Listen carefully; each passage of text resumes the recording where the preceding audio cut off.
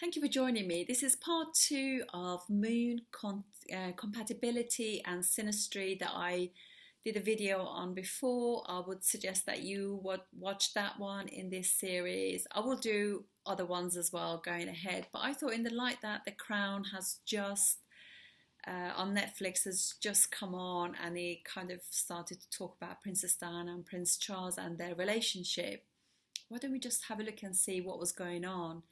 Because moon obviously being a planet of how your mind is, your emotions, it's the most important planet in the chart. So let's have a look at their charts. I use sidereal zodiac, which is 23 to 24 degrees behind the western tropical. For me, it just works better. Each to their own. So if you prefer tropical one, then that's fine. And I also like these square shaped charts. To me, they're just much more clear than the circular ones. It really is a personal choice at the end of the day. So let's start with their moons. Prior to that, I just want to say that Prince Charles is a Cancer ascendant, and his moon has gone 10 houses away into Aries, which is house of career, karma, the work that you do, and it's sitting with Rahu, so it just means that it gives you massive fame.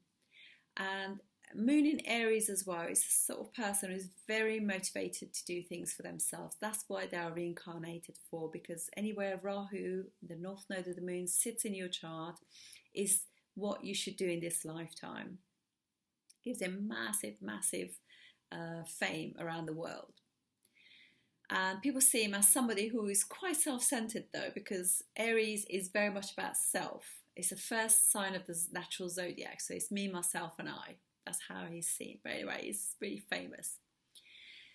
And just want to point out also, when you have obviously Rahu and Ketu, they're shadowy planets. They don't really exist. They're just mathematical points. They create the eclipses. And when you see a moon like in Prince Charles's chart, where he's sitting with Rahu, which is shadow planet, it's not a planet really, but it's got no planets either side, to the right or the left of it. It just means, they call that a chemdrum yoga, which means unsupported, feels unsupported, because obviously moon is feeling. So this person feels as though they have never had any support in their life. It's a lonely person, really. Probably spends quite a lot of time on its own as well. And then we have Princess Diana, who is a Scorpio ascendant. The ascendant ruler, Mars, is in the 10th house. How funny how they both have, their ascendant lords have gone into the 10th house. In Leo, with Rahu again. And Rahu again magnifies everything, and Mars is extremely strong in the 10th house. I mean, it just means somebody it gives it directional strength. So it just means somebody who is very much aware of how they really impact their whatever field they're in. So if you have Mars in the 10th house, and actually even Sun in the 10th house, they both have directional strength. So it just means that they really are very good at what they do. Rahu makes that massive, absolutely massive. And she has them actually in a nakshatra called Magha. You see that with MAG. So this is just like a past lifetime. So she had been reincarnated again because that is where she's from. She is from a noble family. Anyway, so getting back to the moons, because that's what this video is all about, synastry about the moon. You will see also that her moon is in 4th house, Aquarius. 4th house is away from Scorpio. Moon is extremely strong in the 10th house. In the 4th house. It has directional strength. And it just means, it's with Ketu, it just means that she had strong intuition really, and probably her mum was the same as well, a little bit psychic. Having Ketu with the moon there just means an absent mother as well. And it's really strange because fourth house also is house of cars and vehicles generally, and that's how she passed away. My goodness, it's just a bit creepy, isn't it? So her moon is in Aquarius and it's 3 houses away from his moon. So remember, in astrology you always count the first house. So her moon is in Aquarius, Aquarius, Pisces, Aries, 3 houses away. I explained in the last video, for a relationship to last, um, man's moon has got to chase the woman's. And in this one, hers is behind his, so it just means that she's chasing him. She was more into him than he was into her. Doesn't mean that he wasn't into her at all, but it just means that he kind of lost interest quickly, because from Aquarius to Aries to his moon, it just means that she was always, all her life, she was interested in him. She wanted to be with him. But from Aries to Aquarius, there are 11 houses. So you just he just kind of lost interest, if you like, in her pretty quickly. This is why it's very important that ladies bear that in mind.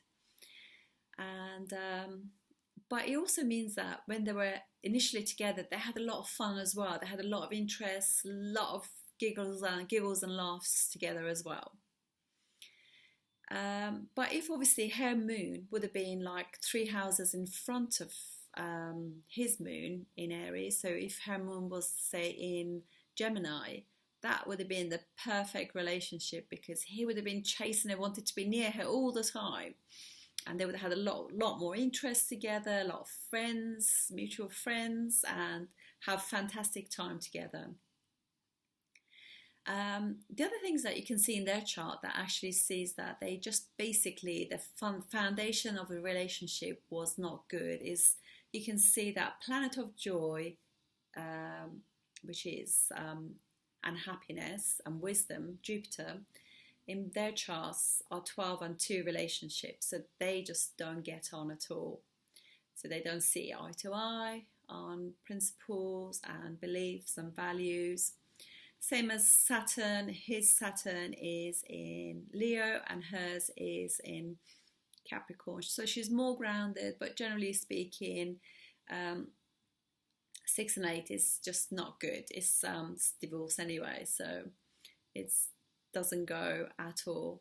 I mean, there are other things. There are some things in their charts that are quite harmonious, like their Venuses of 5 and 9, which is quite nice, and also Sun and Mercury as well. But generally speaking, they don't have, and also the nodes, but they don't really have. Moon is the most important planet, and they're not connecting well on that.